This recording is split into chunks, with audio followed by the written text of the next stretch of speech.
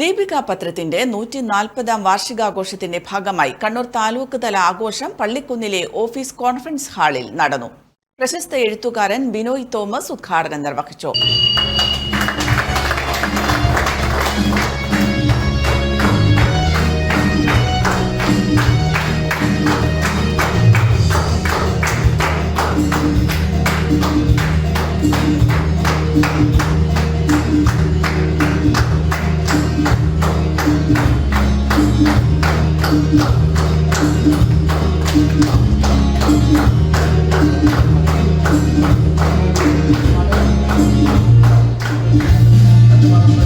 ഞാൻ നെല്ലിക്കാംപോയി വായനശാലയിൽ ആണ് ഞാൻ ആദ്യം അതുമായി ബന്ധപ്പെട്ടാണ് വായന ഒക്കെ ഇതിലേക്കൊക്കെ കടന്നു വരുന്നത്.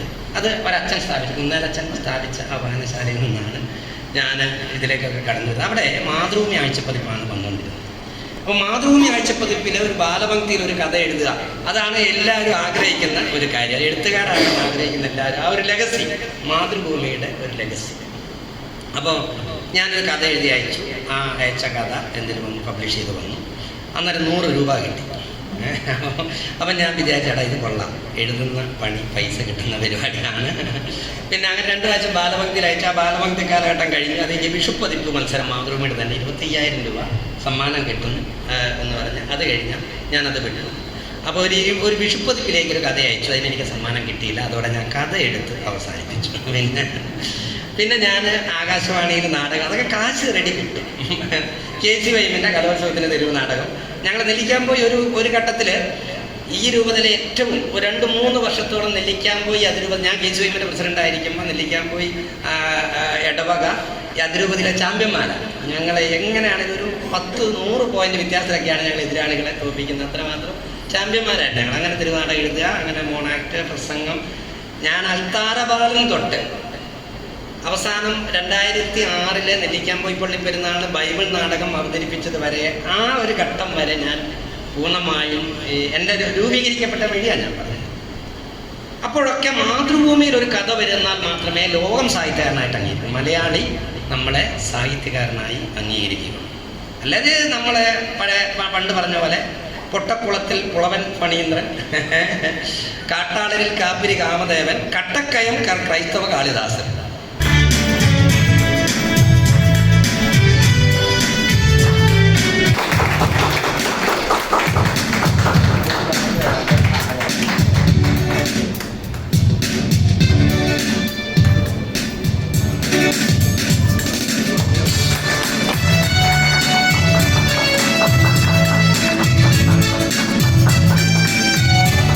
ഡോക്ടർ ഫിലിപ്പ് കവിയിൽ ഉദ്ഘാടന ചടങ്ങിൽ അധ്യക്ഷത വഹിച്ചു.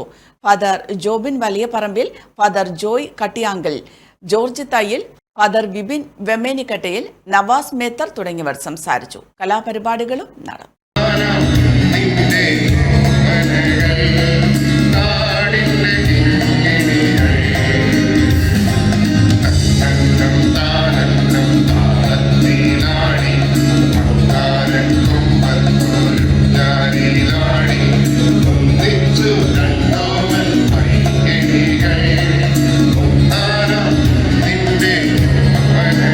വാട്സപ്പിലും ഫേസ്ബുക്കിലും ഒക്കെ സ്റ്റാറ്റസ് അപ്ഡേറ്റ് ചെയ്യാറുണ്ടല്ലോ. HIV സ്റ്റാറ്റസോ. HIV പിടിപെടാനുള്ള സാഹചര്യങ്ങളിൽ കൂടി അറിഞ്ഞോ അറിയാതെയോ കടന്നു പോയിട്ടുണ്ടാവാം. എന്തു തന്നെയായാലും മുൻകൂട്ടി പരിശോധിച്ച് HIV സ്റ്റാറ്റസ് അറിയൂ. സൗജന്യ HIV പരിശോധനയും കൗൺസിലിങ്ങും ആരോഗ്യ കേന്ദ്രങ്ങളിൽ പ്രവർത്തിക്കുന്ന ICTC അഥവാ ജ്യോതിസ് കേന്ദ്രങ്ങളെ സമീപിക്കുക. നിങ്ങളുടെ സ്റ്റാറ്റസ് എന്തായാലും വിവരങ്ങൾ രഹസ്യമായി സൂക്ഷിക്കുന്നതായിരിക്കും.